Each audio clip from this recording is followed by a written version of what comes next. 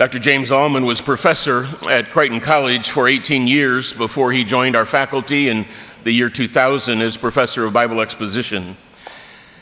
Since 1987, he has been a visiting lecturer in countries like Australia, the Ukraine, and numerous times in the country of India. He's conducted mission trips in those nations as well as in Siberia.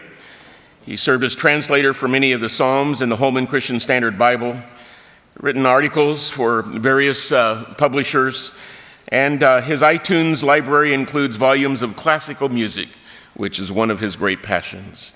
He's married to his wife, Jan. They have 3 children and 6 grandchildren. Would you join me in welcoming Dr. Jim Allman to our platform this morning?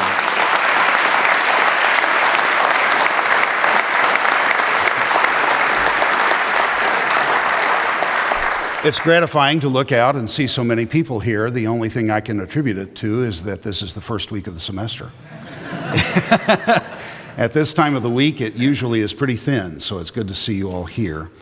1965, I was in a junior in high school, and my teacher came to me. I was a musician. Thank you. And he came to me and he said, if you don't try out for the All-State Orchestra, I'm going to give you a B in orchestra this year. I'd never made a B in orchestra in my life. I thought, try out for All-State? That means tryouts. And that I don't do. I don't do tryouts ever. Ever. I didn't play solos. So how are you a musician? Well, that's a good question. So I went, got the music and rehearsed, went to the tryout, went through the material, and lo and behold, made the orchestra. What an astonishing thing that was. I can't remember how many there were, 15th out of 15 violas. And, well, I made it. So I got my A in orchestra. I don't have to do this anymore. I'm done. So I went down to the university where they had the weekend for the All-State Orchestra. And they were welcoming us as they do. You are the best in the state, and we're so glad to have you here, and we want to welcome you to the campus. Now, chair tryouts will be held in, and I thought, chair tryouts? I don't do tryouts. If I'd had a car, I'd have been gone. Oh dear me, chair tryouts. So the first violins were here, and the second violins were there, and the violas were in the chemistry building. So we walked down to the chemistry building, and being 15th out of 15, I was the last to try out. And people were coming out of the little room where the professor was. They were saying, oh, that was just horrible. It was, oh, thank you, Lord. There's horrible. There's sight reading, and it's terrible. And I thought, oh, Lord, what am I going to do? Because one of the last times I played in public, I got into the music. I was playing by memory. My wife was accompanying me on the piano in Washington, D.C., at the church where Mark Deaver is pastor now. And I was playing along and suddenly realized that what I was playing had no relationship to what she was playing. The only thing I can guess is that I had skipped a whole line, and she didn't know where I was. She wisely finally quit. But when you play a stringed instrument, you're in trouble when your nerves get hold of you. The bow started bouncing on the string. My vibrato got too wide, so the intonation went out. And it was a 3-story building. I went and hid on the 3rd story until well after church was over. She was hunting me and never did find me. So I'm sitting there thinking, 15th, and there's sight reading and it's hard, and what am I going to do? So I waited and I prayed, Lord, you got me into this. You've got to get me out. So it came my turn. I went in and he put down a couple of pieces that we had worked on, and I played those. And he put another piece down. He didn't say that it was sight reading. I've been puzzled about this for years. Why didn't I tell him that I knew that piece? Well, he didn't say it was sight reading. Just put it down. And we had played that in another orchestra for 2 years. I knew the part by memory that he I was so nervous. So I played it, and we went back to the original building, and they started announcing the chairs. Concertmaster for first violins, and second chair and third, and so on. Second violins. When it came to violas, first chair, Jim Allman.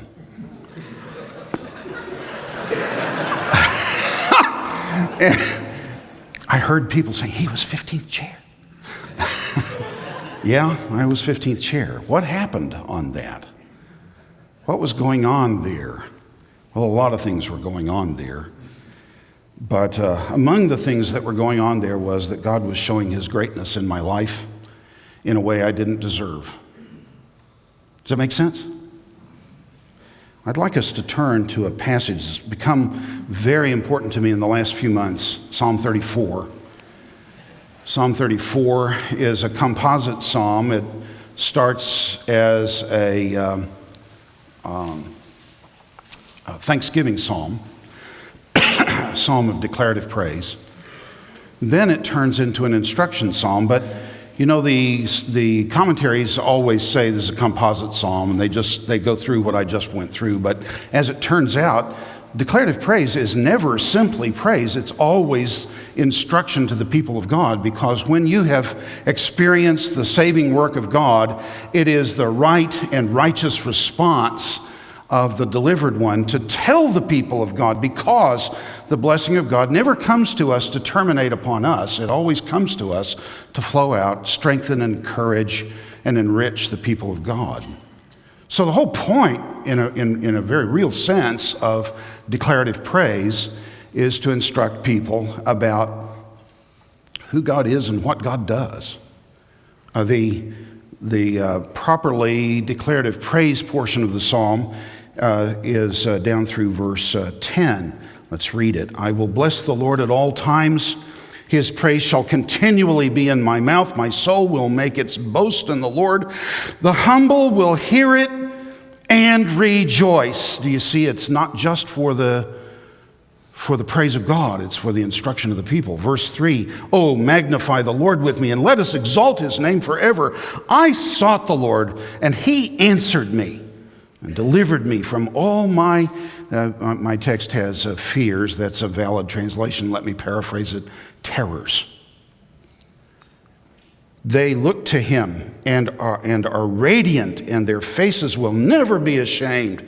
This poor man cried, and the Lord heard him, saved him out of all his troubles. The angel of the Lord encamps around those who fear him and rescues them. Oh, taste and see that the Lord is good. How blessed is the man who takes refuge in him.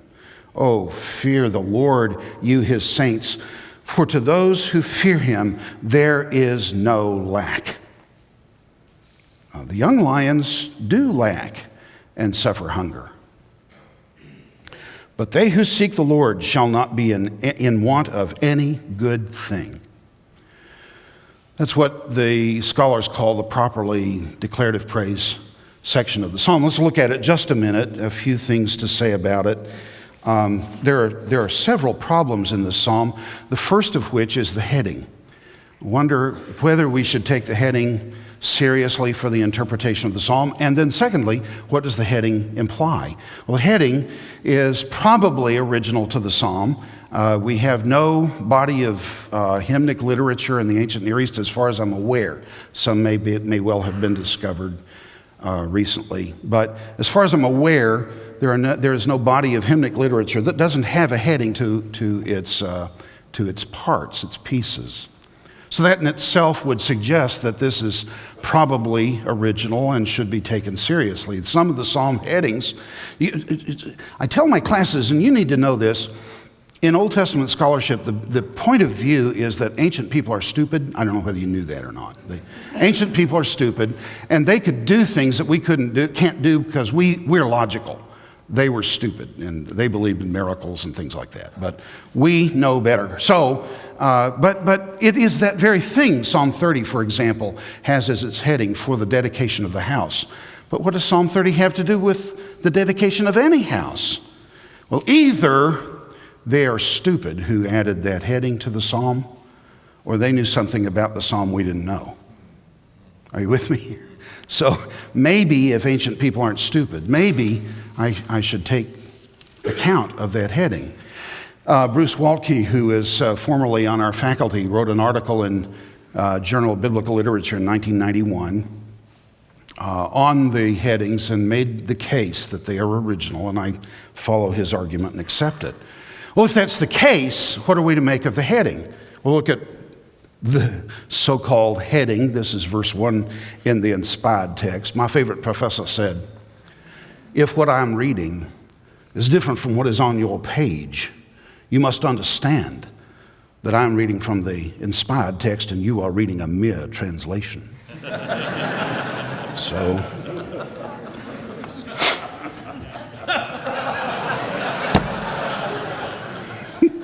So what's the heading? By David, a psalm of David when he feigned madness before Abimelech, who drove him away, and he departed. David feigned madness. This is a reference to 1 Samuel 21. Dr. Yarbrough's message yesterday is actually the precursor to this one. Mine is the sequel to his. We're on the same track, looking at it from different points of view. In 1 Samuel 22, David goes to the cave of Adullam, trying to get away from Achish and also from Saul. But in 1 Samuel 21, verses 11 and following, David has gone to Achish, trying to get away from King Saul. He thought, I'm going to surely die, so I've got to get out of town. I've got to get out into Philistine territory. But there, when the people recognized him and knew who he was, knew the significance of the man, they started warning the king Achish about him, and David thought maybe his life was in danger there, so what did he do? Well, our text says he feigned madness. And in 1 Samuel 21, he beat on the doors and he drooled on his beard. Well, that sounds like feigning madness, yes? So what are we to make of this? Are we to think of David as having gone there by faith and acting mad by faith? Many of the commentators actually say that. They say, well, this was the wisdom of David in responding. But as I read 1 Samuel, and I'm no scholar in Samuel, but as I read 1 Samuel, this event occurs right after David went to Nob, after he ran from King Saul the first time. You remember this? Yes, no. Move your heads in some direction. Let me know that you're alive. Okay, I see some nodding up there. It's either that you're having a stroke or I don't know what it is. But he's gone to Nob to get bread. And then he goes to Achish to keep alive. Then he goes to Adullam. It's not until 1 Samuel 23 that we read that David inquired of the Lord. He gets some prophetic guidance in 1 Samuel 22, but he's not inquiring of the Lord as far as the text tells us. And each of the two events that precede chapter 23:1 create disaster for somebody.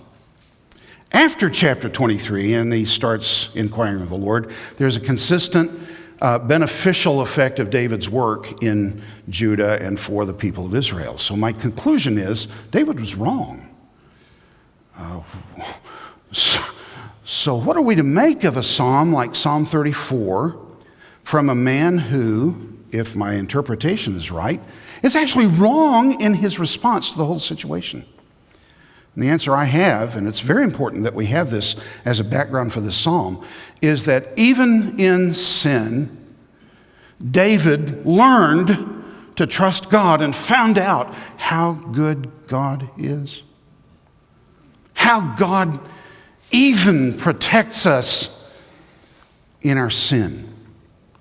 Even protects us when we're not confident that He will. In fact, when we're confident that He won't. God protects us. Let's look at the psalm just briefly here in this first 9 verses or so. Just say a few things about it. Verses 1 to 3 are a declaration of praise. This is the normal beginning of a declarative praise psalm or thanksgiving psalm. Every one of them begins in some fashion, I will bless the Lord. I will proclaim the praises of the Lord. I will praise the Lord forever. Some variation on that. And so here, David, as he writes this psalm, I will praise the Lord at all times. I will constantly speak his praises. I will boast only in the Lord. Let all who are helpless take heart. Helpless? But that's the point, isn't it? Who is this psalm for? And who should be reading this psalm? Who can receive the message of this psalm? Well, it begins, and there are several descriptions of the proper recipient of this psalm throughout it. First is helpless. Later in the psalm, David is going to say, this poor man cried out to the Lord, and he heard him. Poor? Well, yeah, probably as he's coming out of Philistia, he is poor. But shortly, he's going to have 400 men join him. And they're going to be raiding the enemies of Israel, the enemies of King Saul, the enemies of Judah, and bringing plunder back. And he's a Robin Hood of his day, dividing it among the people who are in need. But David may not well have been a financially poor man when he wrote the psalm. So what does he mean by poor? And the answer has to be helpless, this idea of helplessness. I have looked for resources everywhere I can, and there aren't any. Have you ever noticed that when you're looking for something, you always find it in the last place you look? That's just amazing to me. I don't know why you don't keep looking after that. Why do we always stop in the last place you look? Why don't you just start in the last place you look? Yes? But that's the point, isn't it? We try everything we can. And as I'm aging now in my years, you don't know this, but I actually got married when I was 2 and we started having children when I was 5. So my 41-year-old daughter then accounts for my 46-year-old body. But as I age, I find the Lord taking more and more props away from me. At the beginning of that process, it was painful. Still painful, but it's not painful like it used to be. It used to be, I gave it up grudgingly. Now, I give it up as an inevitability.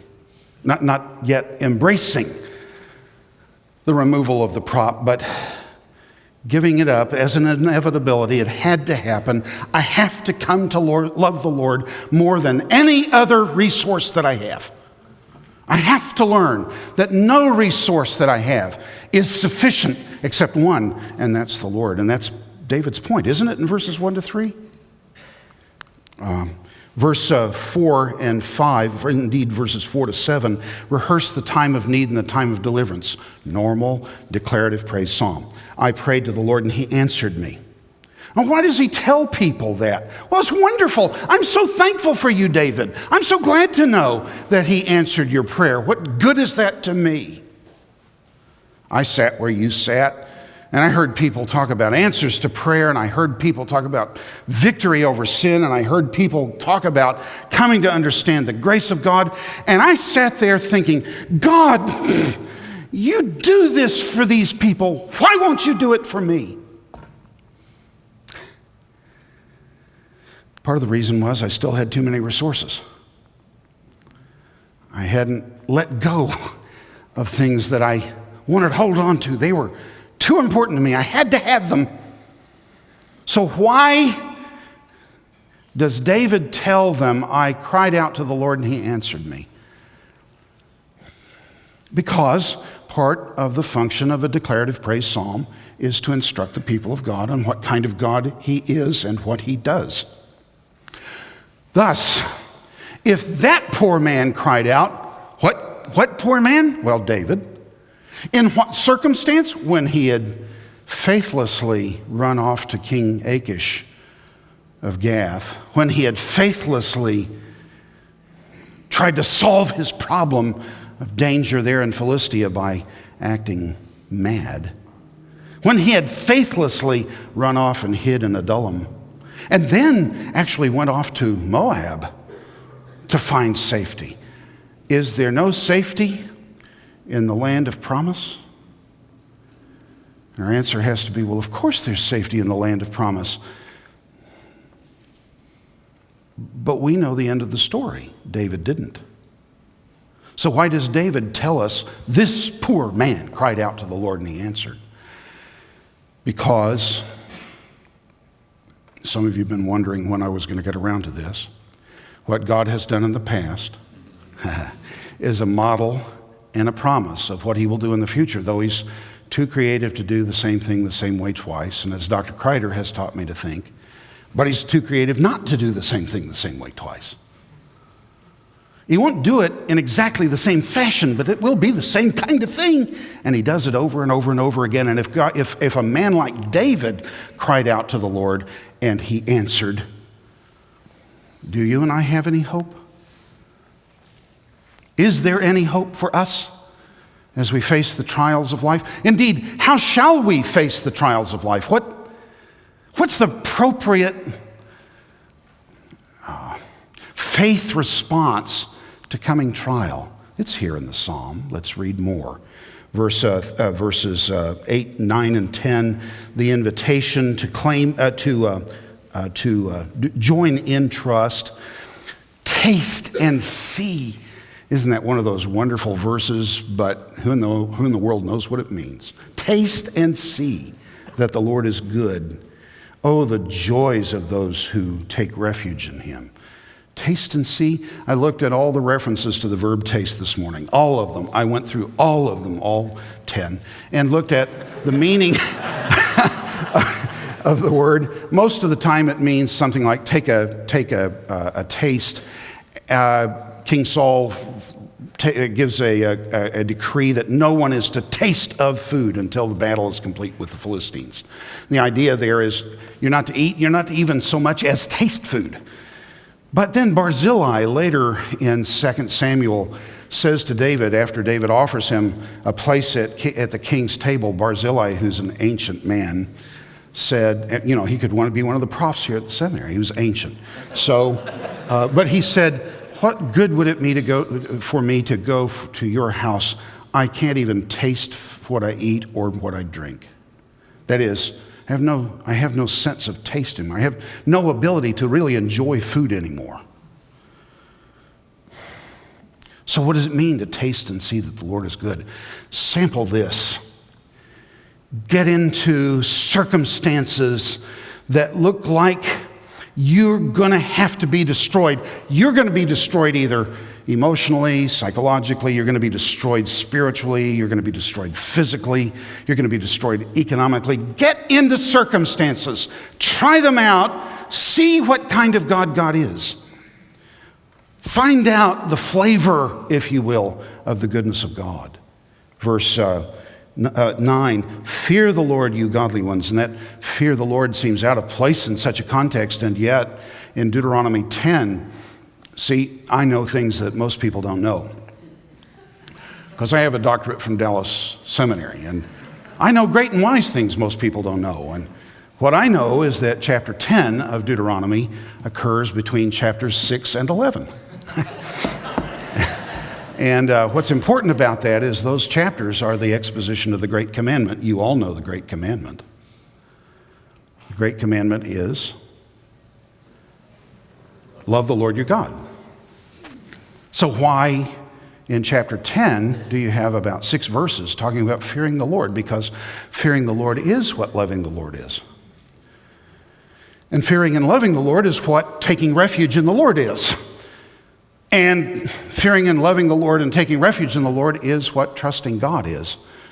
So if hardship is coming, if a ministry looms which is too big, it's too much, if a problem is rising in your family that you cannot control, you couldn't anyway, you just didn't know it.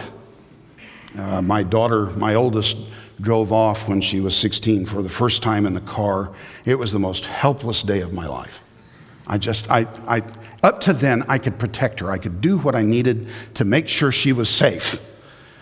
But after that, as she's out on the highways and on the streets, I can't protect her anymore.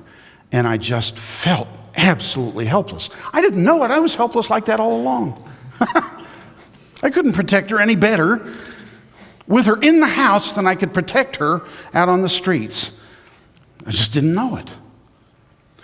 But if I learn to love the Lord with all my heart, soul, and strength, if I learn to fear the Lord, if I learn to take refuge in the Lord, I will find that there is joy in facing trial, even trials that come because of my folly. Yes or no? Even trials that come because of my sin? Yeah, I can take joy in them because I know a God who is good. Fear the Lord, you his godly people, for those who fear him will have all they need. Well, how come in 1978 we couldn't feed our baby? If we have all that we need. Folks, I couldn't feed my daughter.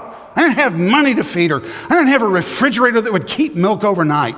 So how come I couldn't feed my daughter? If those who fear the Lord will have all that they need. Verse 10 goes on, even strong lions sometimes go hungry. They're the ones who can best fend for themselves. But those who trust in the Lord will lack no good thing. There's an important quotation I want to read to you. It's from John Ruskin. I've given this quotation. It's from Thomas Jefferson for years, but that was because I have a faulty memory. And Ruskin says, the entire object of true education is to make people not merely do the right things, but enjoy the right things. Not merely industrious, but to love industry. Not merely learned, but to love knowledge. Not merely pure, but to love purity. Not merely just, but to hunger and thirst for justice. The object of true education is not to make people merely do the right things, but to enjoy the right things. And this is the crucial point. You see, the people to whom this psalm is written are not people who are rolling in dough. They're not people for whom everything comes up roses. They're not people who wake up every morning singing praises because of the sheer glory of the morning. They're people who have learned to enjoy the right things and to welcome the right things.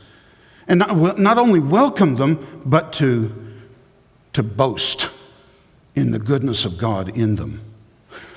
Verses 11 and following, the rest of the psalm, the instruction section, you have first instruction defining the fear of God in verses 11 to 14. Come, my children, listen to me, and I will teach you to fear the Lord. Does anyone want to live a life that is long and prosperous? Then keep your tongue from speaking evil and your lips from telling lies. Turn away from evil and do good. Search for peace and work to maintain it. Well, why should we do those things? Because we're learning to enjoy the right things. We turn our mouth away from evil. Why? Because those who are people who love God with all their heart, soul, and strength, who fear the Lord, who take refuge in the Lord, are people who are marked by the goodness of God. How would we ever abandon the goodness of God for speaking evil? How would we ever abandon the goodness of God for telling lies? How would we ever abandon the goodness of God for doing evil? What would be our proper pursuit? It's to pursue peace and maintain it. Then the rest of the psalm, verses 15 to 22, are the advantages of those who trust. The eyes of the Lord watch over those who do right. His ears are open to their cries for help, but the Lord turns his face against those who do evil. He will erase their memory from the earth. The Lord hears his people when they call to him. He rescues them from all their troubles. The Lord is close to the brokenhearted. He rescues those whose spirits are crushed. The righteous person faces many troubles, but the Lord comes to the rescue each time, for the Lord protects the bones of the righteous. Not one of them is broken. Calamity will surely overtake the wicked, and those who hate the righteous will be punished. But the Lord will redeem those who serve him. No one who takes refuge in him will be condemned. Now, this sounds for all the world like what people call eudaimonism. You do good to get good. So you do good and God treats you well. You do bad and God treats you badly. But look again at some factors in this passage, verse 15.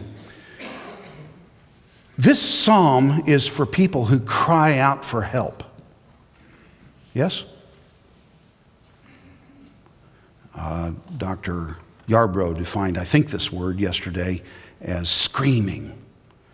Do you scream when things are going well?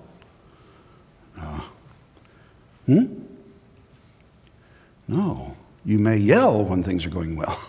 You may shout when things are going well, but you don't scream. So, are these people doing good to get good? Or, look at verse 17. The Lord hears his people. They call to him for help. He rescues them from all their troubles. Or again, verse 18. The Lord is close to the brokenhearted. He rescues those whose spirits are crushed. Verse 19. The righteous person faces many troubles. Verse 22, the Lord will redeem those who serve him. No one who takes refuge in him. Why do you need to take refuge in him? In part, it's a political idea. Ruth 2, Judges chapter 9.